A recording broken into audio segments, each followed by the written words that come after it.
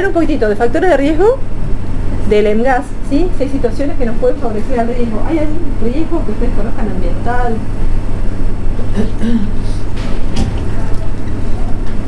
El más, perdón, vamos a la introducción. Vamos a hablar del riesgo de progresión para que ustedes más o menos lo manden urgente al hematólogo o lo manden para pedir turno. Vamos a hablar de estas enfermedades relacionadas a la proteína monoclonal y vamos a hablar de algunas situaciones asociadas al EMGAS. Y bueno, ¿saben cuál es el estudio que puede detectar una gamapatía monoclonal y cuál la confirma?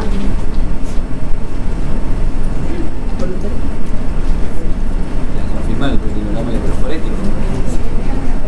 En realidad la orienta el proteinograma electroforético, ¿sí? Esto es un estudio, un proteinograma electroforético normal donde tenemos este pico de albúmina, que la albúmina todos saben más o menos que mide ¿cuántos gramos? 3 gramos de cilindro tenemos de albúmina normalmente, ¿no? 3 gramos, 4 gramos, ¿sí? Esta es la medida. Y después tenemos una cuantía de gamma-globulina normal, ¿sí? Que son todas policlonales, o sea, estos son todos nuestros anticuerpos que tenemos que tener normalmente en nuestro sistema inmune, ¿sí? Que son todos distintos, porque cada uno para un antígeno distinto, entonces los vamos a encontrar en la corrida electroforético como proteínas con distinto peso específico y van a correr de esta forma. Después acá tenemos la alfa 1, la alfa 2, la beta 1, otras proteínas de nuestro proteinograma. Pero cuando nos encontramos con una banda monoclonal, ¿sí? Y cuando hablamos del pico monoclonal, ¿por qué se les ocurre que es? Pues es un pico, ¿no? La forma de pico. Esta es la banda monoclonal. ¿Y esto qué significa? Un montón de proteínas exactamente iguales, que las hace un clon. Esto es una banda monoclonal, ¿sí? Hay un clon que se maliniza, que se expande y que hace un montón de proteínas. ¿Y cuánto estiman que tiene de cuantía este componente monoclonal? Exactamente. ¿Sí? A veces mirando el dibujo si ustedes tienen la dicha, que yo no, de recibir un proteinograma, y fíjense cómo fija aquí, cómo corre y cómo se condensa. Por eso hablan de una banda monoclonal y de un pico monoclonal, según de cómo se mide. Esto es muy obvio, ¿sí? Esto seguramente, como dijeron, es un componente monoclonal alto de unos 3 gramos, pero nosotros, este es bastante obvio y esto lo ves, pero a veces son más sutiles y la forma, o la banda es un poquito más ancha y parece oligoclonal, y la forma de detectarlo es a través de la inmunofijación. Por eso cuando nosotros detectamos o nos sugieren en un proteinograma que tenemos una banda monoclonal, se sugiere estudiar la inmunofijación. No sé si alguna vez les llegó un estudio con ese informe, lo que ustedes tienen que pedir es una inmunofijación. Pero no es el único estudio que tenemos que pedir, también tenemos que pedir estudios completos en suero y en orina de 24 horas, ¿sí? La rutina que tenemos que pedir en suero: hemograma, función renal, calcio, hepatogramas, algunos datos que nos van a tratar de orientar si ese paciente ya tiene una gamapatía clínicamente activa. Y en suero, ¿sí? El proteinograma, que lo repetimos para confirmar, la cuantificación de las inmunoglobulinas, que seguramente alguna va a estar mucho más elevada que las otras, la inmunofijación en suero. Y después, bueno, este ya es un chiche que va a pedir autorización y va a salir caro, que es las cadenas livianas libres, pero para los otros hematólogos tiene mucha importancia para predecir el riesgo de progresión. Muy molesto y fastidioso, pero la proteinuria de 24 horas es un estudio muy importante que no podemos pasar de alto en un paciente que estamos estudiándolo, y más que nada si pensamos en pacientes con lesión renal. Ahí vamos a estudiar el mismo estudio en la orina, que se llama uroproteinograma, para ver qué orina. Si el paciente orina mucho albúmina, si orina 3 gramos de albúmina, vamos a estar pensando en un síndrome nefrótico y posiblemente pensar en una glomerulopatía. Pero si tiene un 70% de proteínas de gamma-globulina, ese es un paciente que está eliminando mucha gamma-globulina que genera en exceso. ¿Está prendido? Parece que no. Yo prefiero gritar, no sé, no me toca el ambiente para el... Ok. Y bueno, el clearance importantísimo para nosotros, porque muchos pacientes tienen afección del clearance, y la inmunofijación en orina, que también nos va a determinar. Y bueno, biopsia de médula, ¿le tenemos que hacer a todos? ¿Le tenemos que pedir por imágenes a todos? Eso lo vamos a ir viendo en nuestra charla. Esto no es muy simpático, esto es una biopsia de médula ósea. No sé si alguno vio hacer una. ¿Vieron? ¿Vieron que es feo? Es feo. Les cuento que se puede hacer con sedación si el paciente tiene cobertura. No tiene que ser algo tan feo en un futuro. Nosotros lo hacemos con sedación a los pacientes que tienen miedo. Bueno, y lo que vamos a ver en la inmunofijación es una corrida electroforética muy parecida, pero con un antisuero que nos va a determinar acá ¿sí? Por ejemplo, miren cómo se pegotea el IgG y cómo se pegotea la capa.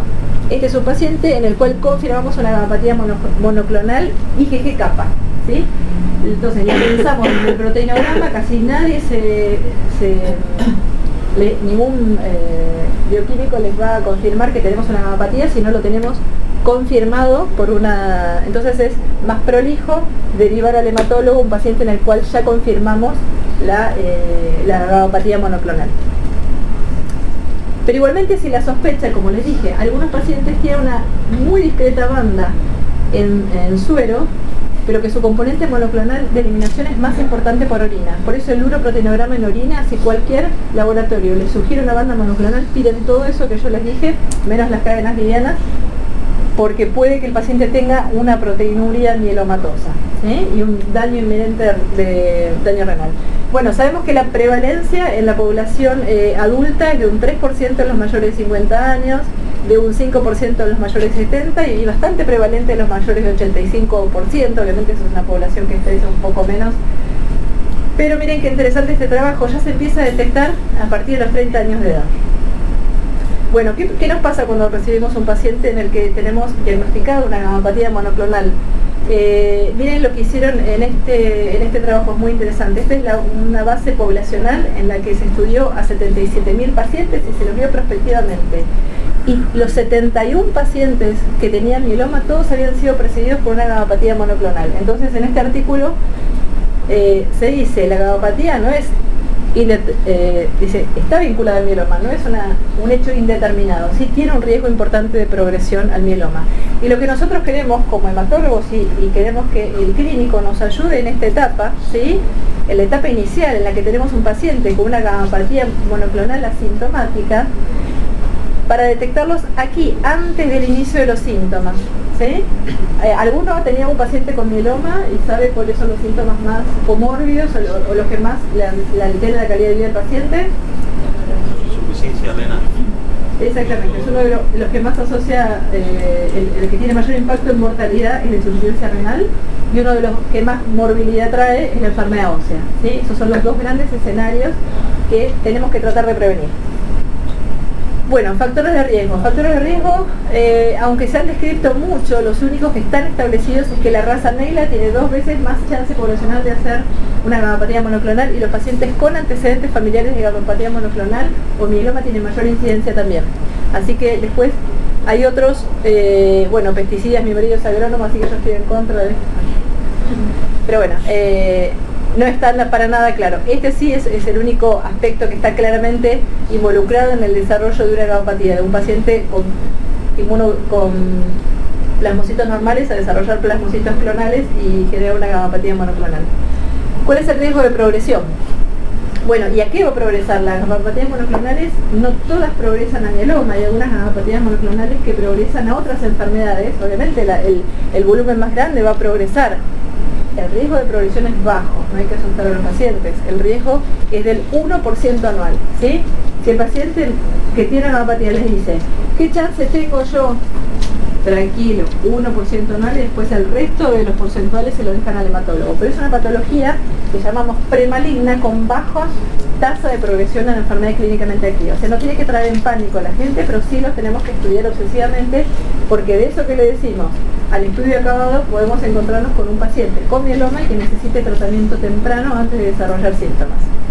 Entonces, fíjense que tenemos otras enfermedades, la macroglobulinemia de Waldenström. Habitualmente estamos ante una gamapatía monoclonal de tipo IG. Bien, doctor, cuidado. No vale estudiar para la clase. Gamapatía IgM, exactamente. Los linfomas, las LLC también pueden tener gamapatías IgG o IgM. Habitualmente las gamapatías IgA evolucionan a mieloma, no es habitual que desarrollen un linfoproliferativo. Y también podemos ver que ese paciente que yo lo seguía por una CAS hace un plasmocitoma solitario, o hace una enfermedad por cadenas livianas, o desarrolla amiloidosis. Vamos a hablar un poquitito de la progresión. Estoy yendo para atrás, perdón. En el mío va al revés. Bueno, ¿qué es lo que determina la progresión al mieloma? Eventos oncogénicos. Sabemos que el plasmocito tiene un estrés muy importante cuando hace el switch de inmunoglobulinas. Es una situación que saben que los genes empiezan a cambiar por un lado para otro y ocurren errores genéticos. Ahí ocurre el primer error genético, que son los eventos genéticos primarios, habitualmente traslocaciones de las inmunoglobulinas o hiperdiploidías. Los pacientes pueden estar mucho tiempo en esta etapa y de aquí evolucionar al mieloma o adquirir un evento genético secundario que va a hacer que esa población adquiera más ventaja proliferativa y ya tengamos un paciente con mucho más riesgo y una población plasmocitaria cada vez más grande y con riesgo de desarrollar síntomas. Está muy bien definido desde la genética del MGAS y el mieloma, que las anormalidades primarias son las que habitualmente se ven en los pacientes con MGAS y un par como las trisomías o la translocación 414 que tienen un riesgo incrementado de progresión a mieloma, pero es muy difícil de encontrar en estas alteraciones porque estamos hablando de una población chiquita, no estamos hablando de una población de células genéticas grandes. Bueno, un aspecto que no le va a gustar a ninguno de sus pacientes, porque cuando los detecten con gamapatía monoclonal, y doctor, ¿qué puedo hacer yo para que esto no me progrese un mieloma? Y lo que les van a decir no les va a gustar, la obesidad. ¿Sí? Está demostrado que la obesidad, ¿sí? ¿Por qué? Por la adiponectina. Es una hormona que regula el metabolismo energético, que inhibe la formación de interleuquina 6, y la interleuquina 6 le encanta el mieloma, le da de comer el mieloma. Entonces, lo que hace la adiponectina, la obesidad la inhibe. Entonces tenemos incremento de la interleuquina 6 y otros factores de crecimiento tumoral que le encantan el mieloma, y es una de las únicas medidas o intervenciones que ha demostrado que puede disminuir el desarrollo, o por lo menos que la obesidad genera mayor progresión de MGAS a patologías clínicamente activas. Este estudio es muy serio, con más de 5.000 pacientes, que hace un estudio observacional analizando varios parámetros de obesidad, vio que si bien no es un factor de riesgo para desarrollar MGAS, sí es un factor que puede llevar a la progresión. Bueno, ¿y qué hacemos con un paciente al que le detectamos la gamapatía monoclonal?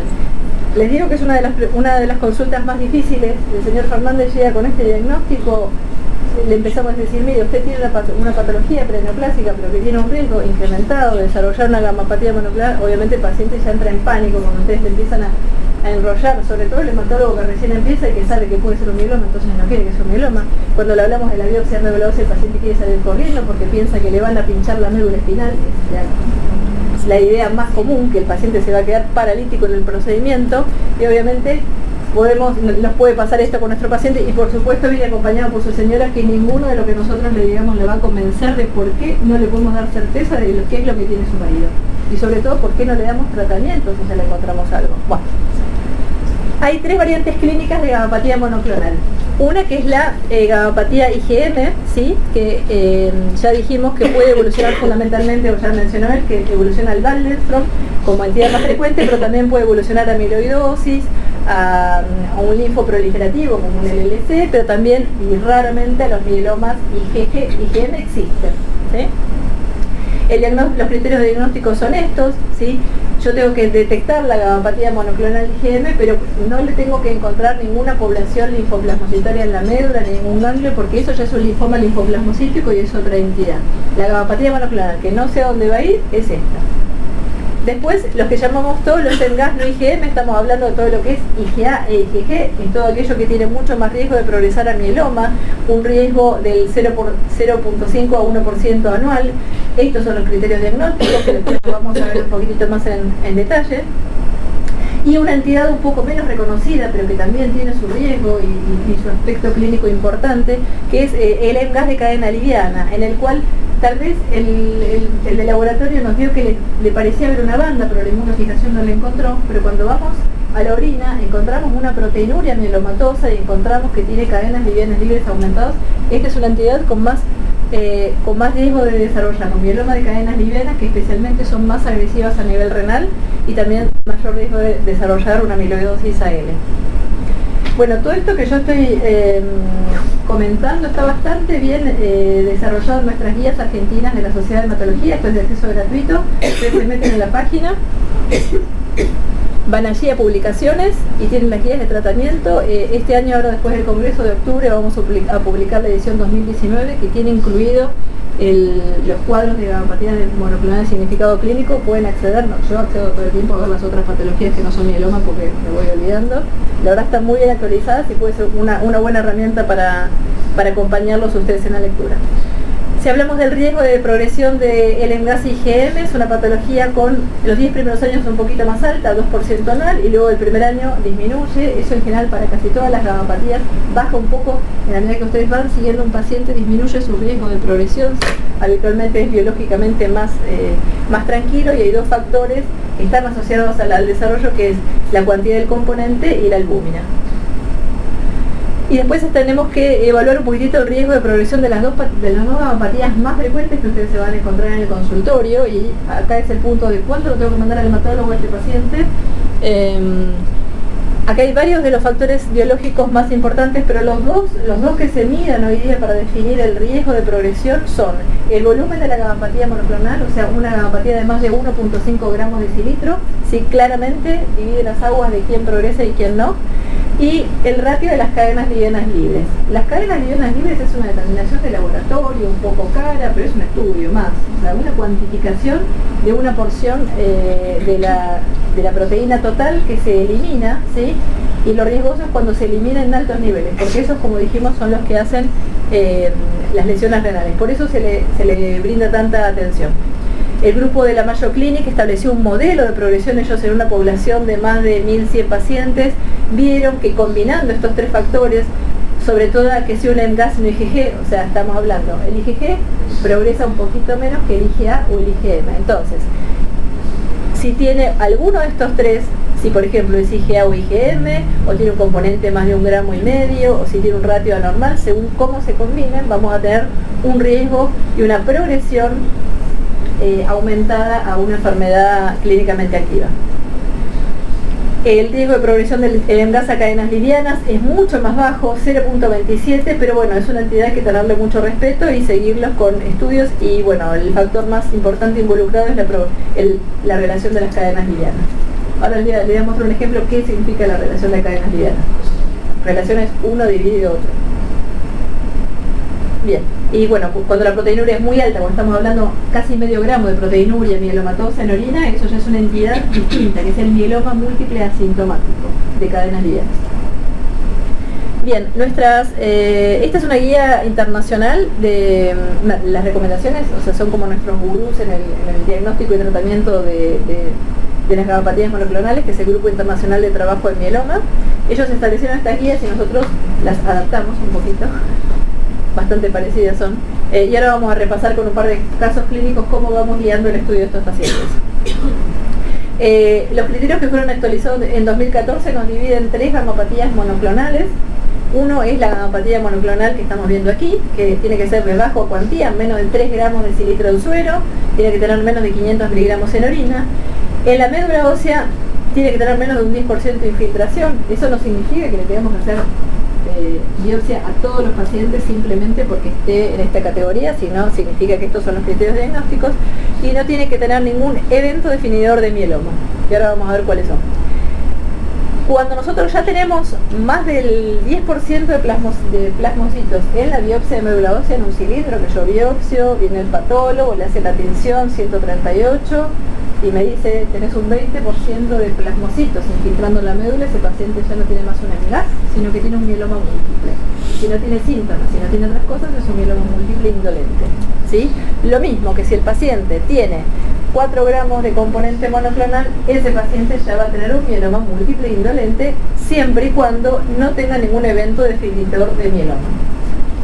Y obviamente para definir un mieloma no es obligatorio tener un componente monoclonal, pero sí es importante que tenga más del 10% de infiltración y que tenga presente algún evento definidor de mieloma, porque si no, si tenemos menos de un 10%, puede que lo que tengamos sea una gammopatía monoclonal de significado clínico, que es una entidad un poquito distinta, que hace daño igual, bastante daño.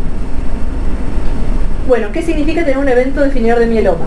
Me hablaron de insuficiencia renal, de enfermedad ósea, pobre señor Fernández, y también el famoso CRAB. ¿Alguien sabe qué significa CRAB?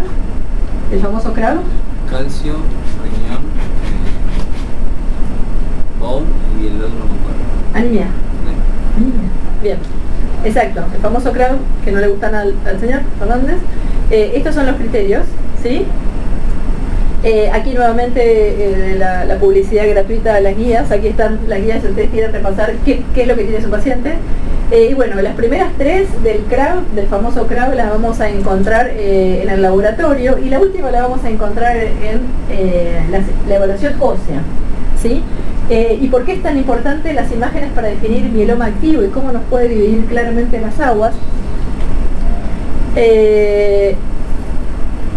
La radiología convencional sabemos que nos revela que la lesión lítica está presente. Para yo tener diagnóstico de un evento definidor de mieloma tengo que tener una lesión lítica, un agujero, ¿sí? ¿Se acuerdan las imágenes de calota, los huesos largos que le mandan a hacer a los pacientes? Bueno, es un estudio bastante tardío hoy día para demostrar lesión lítica. Hay muy mala visualización de las áreas como la columna y la parte de pelvis con interposición gaseosa. La calota sigue teniendo un buen rédito para hacer diagnóstico, pero depende mucho del ojo del observador. Se dice que expertos pueden identificar más de un 25% de lesiones que un ojo no tan entrenado.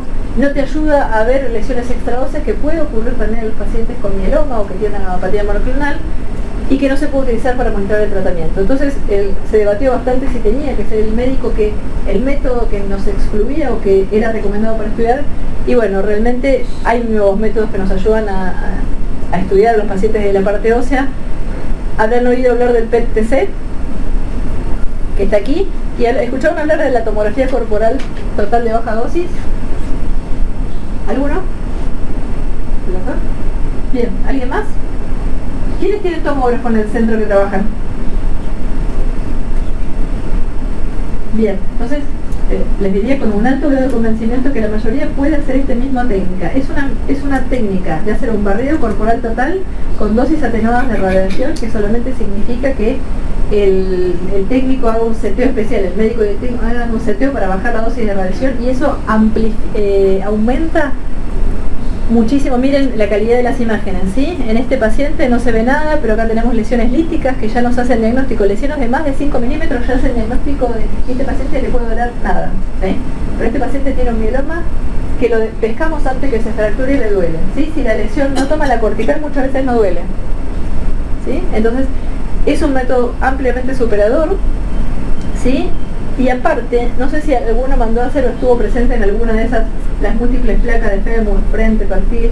Es una tortura para el pobre tipo, que a la gente grande o al que le duele ni hablar, y la tomografía lo cuesta y en un barrido. Entonces es un procedimiento bastante rápido y no tiene que ser mucho más costoso, y está disponible ampliamente. Y la posibilidad de detectar lesiones es de 2 a 74 veces superior que la radiología convencional. Y hoy día es el método gold estándar para identificar las lesiones líticas en los pacientes en los que yo digo, bueno, esta gamapatía es muy alta, tiene 3 gramos, no tiene anemia, no tiene enfermedad renal. Le pido un estudio por imágenes y bueno, ahora vamos a ver que sí, se lo tenemos que pedir a ese paciente. ¿Cómo lo hacemos? Esto siempre me gusta contarlo, que vieron que para las tomografías los pacientes se ponen así, en tomógrafo. Si hacen eso nos perdemos el útero. Entonces el estudio pone a los pacientes con las manitas para adelante. ¿Y por qué con las manitas para adelante? Esto después hacen los cancheros con los técnicos en su hospital. ¿Y por qué por las manitos para adelante? Porque si les ponen a los costados aumenta mucho el artificio en la columna y en la pelvis, que es un área que queremos mirar. Entonces, al hacer el cuerpo más cóncavo y sacando los brazos de esta interposición, van a poder visualizar muy bien 2 áreas muy importantes, que son la columna y la pelvis. En la próxima clase que yo doy el 30 les voy a mostrar algunos casos catastróficos de esos que demoras en el diagnóstico. La mayor parte de la culpa la tienen los traumatólogos, no se preocupen, no somos nosotros, no hay ningún traumatólogo en la sala, perfecto. Bueno, y como les decía, es un seteo bastante fácil. Generalmente cuando da la charla nuestro médico de imágenes siempre se pone en contacto con 2 o 3 médicos, y la mayoría de esos médicos han podido trasladarlo a sus hospitales, así que los aliento a que lo hagan porque es un método que se puede hacer. Bueno, ¿y cómo identificamos el Slim Crack? Bueno, eso ya se lo dejo para la próxima, porque si no ya complicamos demasiado esta charla y pierdo su atención.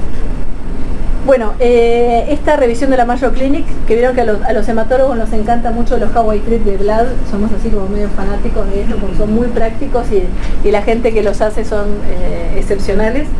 Bueno, una cosa que quería señalarles de esto es que cuando tenemos un paciente con gamapatía monoclonal, que le viene todo divino, que tiene poquito componente, que las cadenas normales le dan bien, que le hago una tomografía y no tiene nada, hay algunos síntomas que me tienen que hacer sospechar que a ese paciente le puede pasar algo más, ¿sí? Como por ejemplo, si tiene una miocardiopatía restrictiva, si tiene diarrea, ¿qué puede tener? Diría Dr. House. Mi marido me dice, la Dr. House, amiloidosis, ¿sí? Hepatomegalia, hiperviscosidad, pseudoobstrucción, macrolosia, no son todas de amiloidosis, pero sí son alteraciones orgánicas que puede determinar la gamapatía. Y bueno, en el seguimiento de un paciente con gamapatía monoclonal, que tal vez no les toque a ustedes, pero bueno, hay algunos factores como que aumente el componente monoclonal a más de 3, yo lo estudié cuando tenía 2, pero le subió a 3, lo mando de nuevo al hematólogo para que lo vuelva a biopsiar. ¿Sí? Cuando aumente mucho el componente de orina, la proteinuria era de 500 miligramos, me lo devolvió el hematólogo para que lo siga, pero lo aumentó. ¿Eso qué significa? Que lo tengo que volver a estudiar. ¿Sí? Y también tiene mucha importancia lo que se llama evolvina hemoglobina, ¿sí? Que es cuando la hemoglobina de a poquitito viene bajando. El criterio diagnóstico de anemia asociado a mieloma, o sea, anemia como criterio diagnóstico de mieloma es cuando baja de 2 gramos decilitro o menos de 10. ¿Sí? O sea, si un paciente tenía 14 y le baja 11.8, ese es un criterio. Pero cuando la hemoglobina le baja de poquito, de a 0.10, de 11.8, 11.6, ese patrón en descenso está hablando de un aumento de la proliferación de plasmocitos en médula y es una situación para ponerle el ojo. Y por lo menos seguirlo un poquito más de cerca. Y no nos olvidemos de la proteinuria de 24 horas, que es muy importante. Bueno, por eso nuestras guías recomiendan que si nuestro paciente tiene una gamapatía de lo que llamamos de bajo riesgo, totalmente asintomático, sin ninguno de esos síntomas de alarma que vimos, y tiene un componente bajito de menos de 1.5 que es IgG y con un ratio de cadenas livianas normales, estamos hablando de una gamapatía de bajo riesgo. A ese paciente le pedimos un estudio de 6 meses. Si tenemos un paciente que no tiene alguno de estos criterios, ese paciente es un paciente con riesgo intermedio alto. A ese paciente le tenemos que hacer la biopsia de médula y tenemos que hacer un estudio óseo, ¿sí? Y tenemos que ver si tiene un evento definidor de mieloma, que si lo tiene, por supuesto, lo vamos a tener que tratar. Si no lo tiene, lo estudiamos en 6 meses. Si nos vuelve a dar los estudios normales, decimos, ok, es una edad de bajo riesgo. O sea, siempre antes de plantarnos en que un paciente tiene un riesgo bajo, reevaluamos a los 6 meses. Nunca nos confiamos con una determinación, porque puede ser que veamos un punto de la curva, una curva en ascenso, ¿sí? Y bueno, lo mismo que si no nos da las cosas normales, lo mandamos a biopsiar. Ok, vamos con algunos casitos clínicos sencillos. Tenemos al señor Fernández que nos trae así leemos nosotros los proteinogramos electroforéticos, ¿no? Con el porcentaje de albúmina, 384, luce normal, alfa 1, alfa 2, beta 1, las gamma globulinas, miren cómo están, 2.21 para el normal de 1.6. Acá tenemos una bandita de 1.22 gramos de decilitro. La banda monoclonal se tiene que medir, ¿sí? Esto es una lucha a veces con los laboratorios que no todos la miden el número, pero tiene un valor y para nosotros es nuestro PCA, es nuestro marcador tumoral. Tiene este paciente IgG en valor aumentado. Miren este dato que no es menor, este paciente no tiene lo que llamamos inmunoparálisis. La inmunoparálisis es que las otras inmunoglobulinas no involucradas se frenaron. Cuando nuestro sistema inmune está tan comprometido y proliferaron tanto los plasmocitos, deja de hacer IgA e IgM, ¿sí? Este paciente no lo tiene. Y en el suelo tenemos confirmado una gamapatía monoclonal IgG kappa, ¿sí? Porque acá el kappa le da monoclonal y la gamma le da monoclonal. En la orina tenemos una banda de precipitación anticapa, o sea, este paciente tiene eliminaciones de cadenas livianas por orina, y vemos acá que tiene un 60% de eliminación, pero una proteinuria baja, ¿sí? Es una proteinuria de tipo mielomatosa la que tiene, o sea, tiene eliminación de cadenas livianas, esto es algo bastante frecuente, es una situación para prestar atención. Y este es un informe de las cadenas livianas libres, que como le dije, es una terminación más, una terminación un poco cara, que no la hacen en todos lados, son cadenas livianas libres, no cadenas livianas totales. Tiene estos valores de corte, y acá vemos que la relación kappa sobre lambda le da normal, dentro del rango normal. Entonces, este paciente, ¿qué le harían? ¿Cada cuánto lo seguís? Control de 6 meses. Bien, sería un control de 6 meses, exactamente. ¿Qué es lo que deberíamos hacer? Estamos en un gas de bajo riesgo y lo metemos en esta curvita. Después tenemos un segundo caso. Este es un caso... ¿Sí? La relación lambda-capa no es 2 lambda por una capa. Sí, esa es la producción normal. Después tenés un rango donde se puede mover la producción, a veces por por patentes oligoclonales que se muevan. Y en realidad cuando nosotros hablamos de ratio hablamos de involucrada sobre no involucrada, pero igual el kappa lambda está bien. Ahora me cerró el número que figuraba recién, Sí, que decía 239. Si la relación es 2 lambda o una capa, sería allá en la relación lambda capa sería, ¿no? esa es la tasa de producción, la relación de Moore-Olben, eso es normal, pero nosotros fisiológicamente tenemos variaciones. Ah, El tema es que esa variación no exagere el rango normal, ¿sí?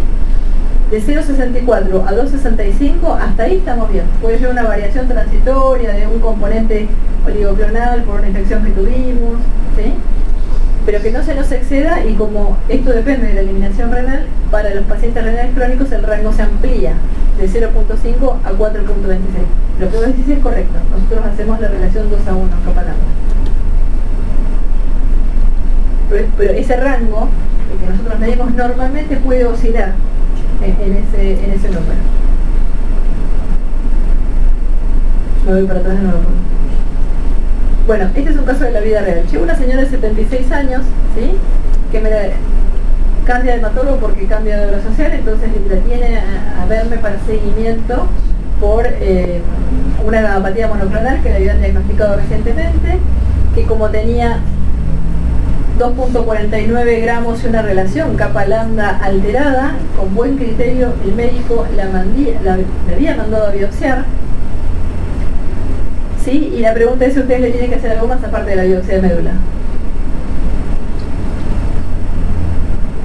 Sí, tenemos que hacerle los estudios por imágenes, porque ese paciente puede tener la señora no le dolía nada, le dolía la cadera derecha, pero toda la vida que le dolía, ¿me duele algo? No, me dice, no, acá me fracturé el húmero, yo cuando era joven me golpeé, no. Y le duele la cadera derecha. Bueno. Pero este paciente, por la magnitud del componente monoclonal y por la relación, ya tiene indicación de que le hagamos un estudio por imágenes. Bueno, lo que decíamos, tenía el ratio alterado, estaba en un EMGAS de alto riesgo, con buen criterio le mandaron a biopsiar, pero no le pidieron estudios. La biopsia medular, o sea que era un cilindro chiquitito, 0,5 centímetros, bastante atorrante, los tengo también, he hecho cilindros chiquititos para criticar, pero le daba una infiltración baja, del 8%, ¿sí? Un citogenético normal. Y la señora, digo, señora, ¿y tiene estudios por imágenes? No, tuvo una neumonía, así que me hicieron una tomografía. ¿Y me lo muestran? Sí, me lo mostró. Informe normal, una neumonía. ¿Y qué hago? Yo siempre desconfiada bajo con las imágenes a verla con el servicio de imágenes. ¿Pero ustedes ven algo en esta placa? Acá está la señora que tenía el reemplazo de húmero por el golpe que se había pegado. ¿Alguien ve algo? parece como unas imágenes líticas, pero no sé si es osteólisis por la prótesis.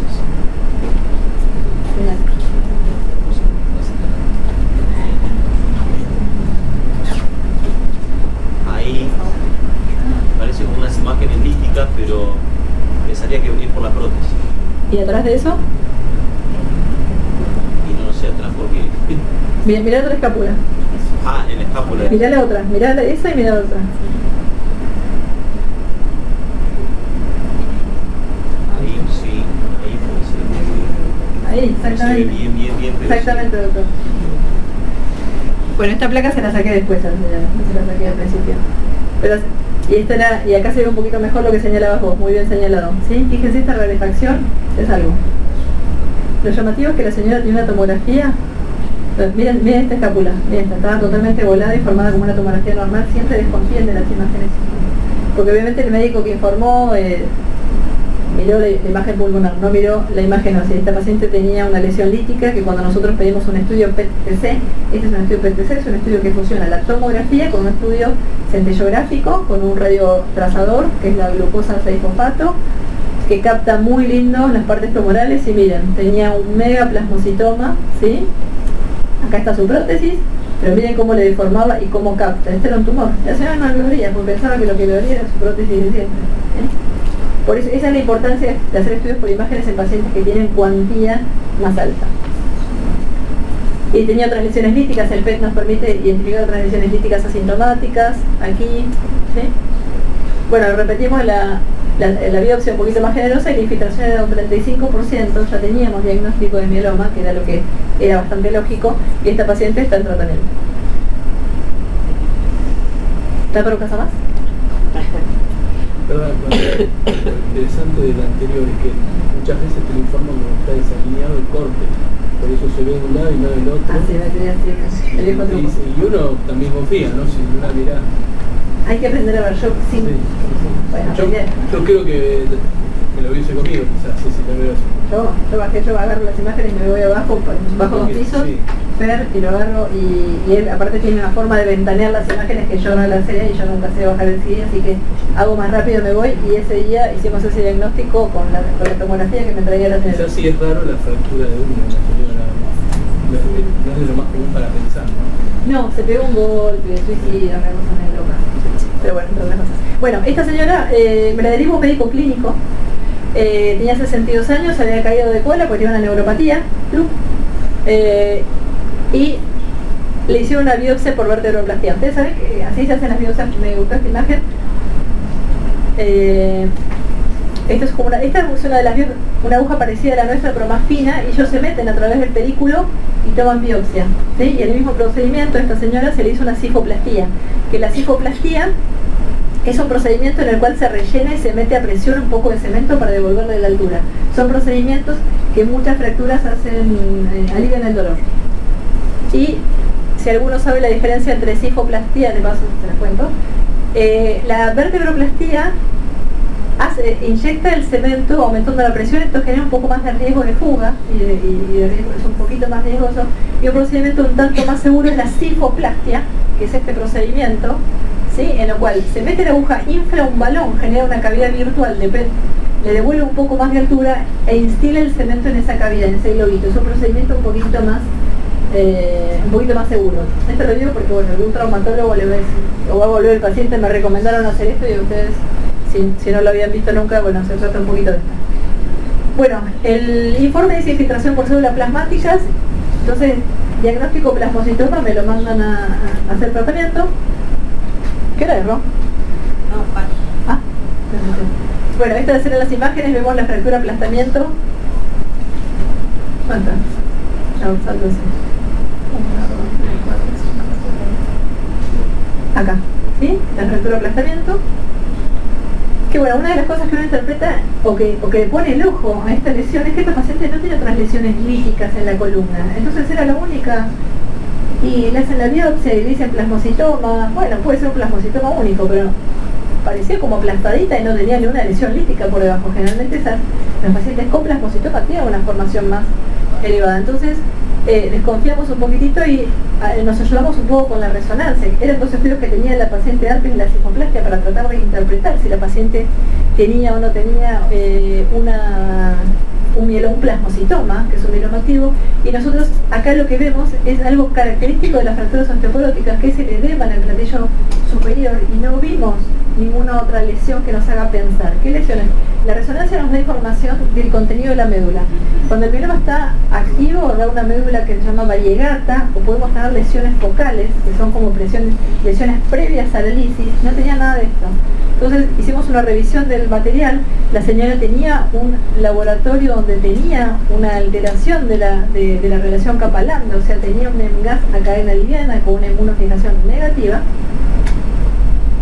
Le hicimos una citometría de flujo que nos contó que tenía un EMGAS, y aparte un dato que es medio complejo de explicar, que es la citometría de flujo, pero bueno, la citometría de flujo de la médula nos ayuda a dividir las aguas entre mieloma y EMGAS por el porcentaje de plasmocitos sanos que queden.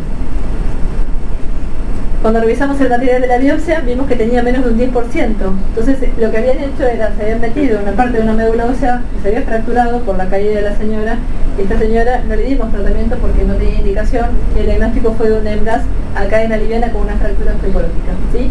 Y bueno, es un dato más a tener presente, más para los hematólogos que para los clínicos, pero bueno, no todo lo que es una fractura en un paciente con una gamapatía monoclonal es un mieloma. Bueno, y acá en este consenso nos hablan que la resonancia es especialmente útil en ese aspecto, para discernir las fracturas patológicas y qué otros datos nos aporta el informe. Bueno, ¿hasta acá? ¿Se entendió? ¿Un poquito? Bueno, ahora viene lo más interesante de la charla. Ahora sí hay que despertarse, ¿eh? A ver si nos sacudimos, nos despertamos. ¿Quiere el café? ¿Qué ves? 6 menos 5. Ah, mira. Bueno, vamos a poner. Bien. ¿Qué se trata? ¿De qué hablemos de estas gamapatías monoclonales de significado clínico? Estamos habituados a esto, ¿no? A que el mieloma tiene una expansión clonal de células malignas, mucha proteína dando vuelta, ¿sí? Alteración del sistema inmune, el paciente se enferma, se infecta. Y hablamos de síntomas relacionados a la gran masa tumoral. El primer y gran ejemplo es la nefropatía por cilindros, esta lesión cuando hay mucha cadena liviana. Normalmente las cadenas livianas se filtran por la orina, o sea, las cadenas totales pasan por el glomérulo, pero las que filtran son las cadenas livianas, se reabsorben una gran parte acá en el tubo distal y después se elimina una fracción chiquitita al día de cadenas livianas. Pero bueno, cuando estamos hablando de un riñón de mieloma, un paciente que tiene gran volumen de enfermedad por cadenas livianas, este paciente va a tener tantas proteínas que va a inhibir la capacidad de reabsorción y va a hacer los famosos tapones o cilindros mielomatosos, y esta es una característica daño por gamapatía, pero por mucho volumen tumoral. Eso es bastante entendible, ¿no? O cuando tenemos un paciente con hiperviscosidad, es un daño clínico, que no es mieloma, pero es un daño clínico por grandes volúmenes de la enfermedad, ¿sí? Pero tenemos, esa es la más común y habitualmente ese paciente tiene un mieloma, no estamos hablando de un paciente solamente con una gamapatía. Pero tenemos un espectro bastante grande de otras entidades, ¿sí? Que sí pueden tener daño glomerular o daño tubular asociado a gamapatía monoclonal. Esas son las que llamamos gamapatías monoclonales de significado clínico, donde tenemos una proteína, habitualmente en bajo volumen, pero que es muy tóxica y que da síntomas totalmente independientes del volumen. Gamapatía monoclonal chiquitita, pero que hace un bolonqui bárbaro. Los primeros en reconocerlo fueron los nefrólogos. Ellos dijeron, muchachos, cuando tenemos un paciente con glomerulonefritis y depósito de gamapatía monoclonal, que yo lo veo, eso no es una gamapatía de significado incierto, eso es una gamapatía de significado renal, y es el primer título que le ponen a esta entidad clínica, ¿sí? Después, cuando se vio que los pacientes podían tener manifestaciones en piel, manifestaciones de neuropatía, manifestaciones bueno, ahora los vamos a ver, cardíacas. Hablamos ya de las gamapatías y se extendió en el último año, esto es muy moderno, por eso decía que está muy en boga y todas las charlas internacionales hablan de esto. Se fue ampliando a este concepto actual, que lo escribieron los franceses el año pasado, gamapatía monoclonal de significado clínico. Miremos un caso que recibimos nosotros, un muchacho, 46 años con anemia, una gamapatía monoclonal IgA. Tenía, estudiado por anemia severa, pérdida de peso, dolor lumbar. En el PET-TC, miren la visceromegalia que tenía unas lesiones que no eran líticas, eran como lesiones focales, no entendíamos qué le pasaba al señor. Hicimos una biopsia de médula y dijimos, esto tiene que ser un mieloma de acá a la China, y no le veíamos plasmocitos, ¿sí? Le veíamos unas células gorditas cargadas de unas imágenes rojas, que bueno, hasta que entendimos que eran cristales, ¿sí? Este paciente venía en insuficiencia renal y tenía una proteinuria en rango nefrótico. Le hicimos biopsia de hígado y biopsia renal. Y tanto en las células del hígado como en el riñón, lo que encontramos fueron depósitos dentro de las células epiteliales y dentro de la mayoría de las células que funcionan como depósitos de cristales, ¿sí? También tenía mucho volumen de enfermedad y este era un famoso cilindro. Pero eran cristales, era un depósito de una proteína que se había plegado mal. E hicimos diagnóstico de histiocytosis por depósito de cristales. En este caso era asociado a mieloma porque el paciente ya tenía un componente monoclonal muy avanzado, pero la verdad que en medulosa tiene menos de 10% menos de 10% de plasmocitos, y en ese momento no existía este concepto, y medio lo metimos por la ventana, le dijimos al patólogo, mirá, de 10%, esto es un mieloma y había que tratarlo porque era innegable que el paciente tenía síndrome nefrótico, visceromegalias. Y bueno, ¿por qué ocurre esto? Es porque hay anormalidades en las secuencias genéticas de esa proteína monoclonal que está en tan exceso que no se puede plegar, el lisosoma no lo puede degradar y cristaliza, ¿sí? Y bueno, ese paciente obviamente recibió tratamiento completo de mieloma. Bueno, los mecanismos de lesión, podemos hablar de una proteína que puede generar depósitos, ya sea de la proteína o parte de ella degradada. Pueden desarrollar también actividad autoanticuerpo y eso generar depósitos de los complejos inmunes. Puede haber activación del complemento y dar cuadros clínicos bastante fastidiosos. Podemos tener proteínas que directamente liberen citoquinas y algunos mecanismos no conocidos. Esta es la publicación que yo les recomiendo, que es fantástica porque hace un desarrollo muy interesante de las gamapatías y la fisiopatología involucrado. Y bueno, ellos hacen un cuadro en el cual hablan de dividámosla según cómo es fisiopatológicamente, y después de ahí ves que te daña el corazón o el riñón, y después hay otra forma de clasificarlo, a veces qué órgano me dañan, yo les voy a presentar someramente las dos. Y obviamente la gamopatía monoclonal más famosa, ¿cuál es? La gamopatía monoclonal de significado clínico más famosa es la amiloidosis. Fue la primera que se reconoció, no era un mieloma, pero una entidad clínica con tantos síntomas que tuvo un nombre propio. Esa fue la primera que se distinguió, ¿sí? La amiloidosis sabemos que puede dar depósitos de la amiloide a daño renal, lo mismo el Fanconi puede dar daño a nivel tubulopático. Fanconi es lo que tenía nuestro paciente, o sea, el daño de la célula tubular y generar un síndrome de Fanconi, que ya me lo pueden contar ustedes mejor que yo. Y después, bueno, otros depósitos de inmunoglobulinas que pueden dar glomérulos inmunotactoides, por crioglobulinas, o sea, todos daños glomerulares por depósitos organizados. Y después hay otros depósitos un poquito menos organizados a la vista del que mide el depósito, y bueno, esta es una de las, es la glomerulopatía más frecuente después de la amiloidosis, es la enfermedad por depósito de inmunoglobulinas monoclonales, y este era el EMGAS clínico del cual ellos hablaban. Perdón, me estoy yendo las palabras. Bueno, ¿cuándo indicamos una biopsia renal en un paciente con compromiso? Si la proteinuria es muy alta, ¿sí? Y de alta selectividad, o sea, selectivamente tira cadenas livianas, cosa que no es normal, y sobre todo con cadenas livianas libres muy altas, lo más probable es que estemos frente a un paciente con nefropatía por cilindro. Si a ese paciente no le vamos a hacer una biopsia renal, vamos a empezar el tratamiento del mieloma, ¿sí? Si el nivel de la carga tumoral es muy bajita, tal vez estamos frente a un síndrome de Fanconi, y ese paciente sí lo tenemos que biopsiar para poder diagnosticar. Si tenemos una albuminuria bastante alta, estamos frente a una glomerulopatía, ¿sí? El riñón no filtra bien, plum, se va toda la albúmina, entonces lo que más tenemos es albúmina. Y ahí tenemos que buscar la amiloidosis como primer patología, porque es la más frecuente. ¿Y qué vamos a biopsiar? No vamos a biopsiar el riñón primero porque lo podemos lesionar. Entonces se empieza biopsiando la médula ósea, la grasa subcutánea, la grasa rectal. Si es positivo tenemos diagnóstico de amiloidosis. Sí, bueno, después en la charlita de amiloidosis vamos a ver un poquito cómo lo estudiamos. Y si es negativo, pues estamos frente a una enfermedad por depósito de inmunoglobulinas monoclonales, que dijimos que es la segunda glomerulopatía más frecuente atrás de la amiloidosis. Este es como un cuadro somero, pero bueno, este paciente sí va a tener que pasar por la biopsia renal. Bueno, tenemos algunas otras gamopatías monoclonales de significado clínico. De este cuadro me pareció la más importante, la polineuropatía asociada IgM, que es una neuropatía sensitiva distal, ¿sí? Después tenemos las que generan activación del complemento de algunas glomerulonefritis, donde no vamos a tener depósito de la inmunoglobulina, pero sí los derivados del complemento. Nosotros tenemos un paciente con esta patología y le genera un síndrome de subatípico. El famoso POEMS, si alguno lo escuchó hablar, hay una actualización muy linda de las guías de POEMS, que significa, es una combinación de palabras por polineuropatía, organomegalia, endocrinopatía, proteína monoclonal y cambios en la piel, skin. Estas son algunas de las lesiones que podemos ver en los pacientes con inmuno en esta situación, y lo que hace hay una elevación de los niveles séricos del factor de crecimiento endotelial. Ahí decíamos que la célula plasmática, por la gamopatía monoclonal, que se comporta como una célula endocrinológica y empieza a hacer mucho factor de crecimiento. Y bueno, este es uno de los datos que explica el por qué los pacientes con POEMS tienen una gamopatía monoclonal. Aquí están un poquito de resumen y otra vez el chivo a las guías de la Sociedad de Hematología. ¿Sí? Lo pueden leer, es un muy lindo y muy actualizado el capítulo de POEMS que escribió una compañera.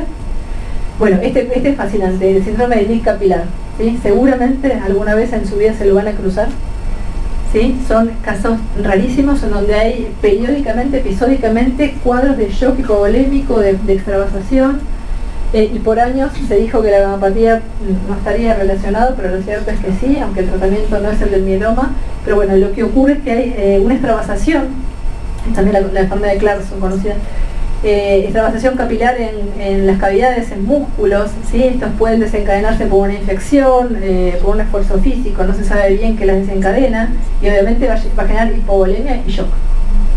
Esta es alguna de las imágenes que encontré. Nosotros tuvimos en la institución 3 pacientes, yo no vi a ninguno de ellos, pero realmente es un cuadro bastante insidioso y difícil de tratar. Se tratan habitualmente con gamma-globulinas, pero están asociados a la gamopatía monoclonal. Y bueno, algunos de los síntomas que pueden predecir que están por presentar un síndrome de Lick capilar, que bueno, hay que tener mucha atención porque son cuadros que pueden generar el shock hipovolémico y la muerte, bueno, son estos, ¿sí?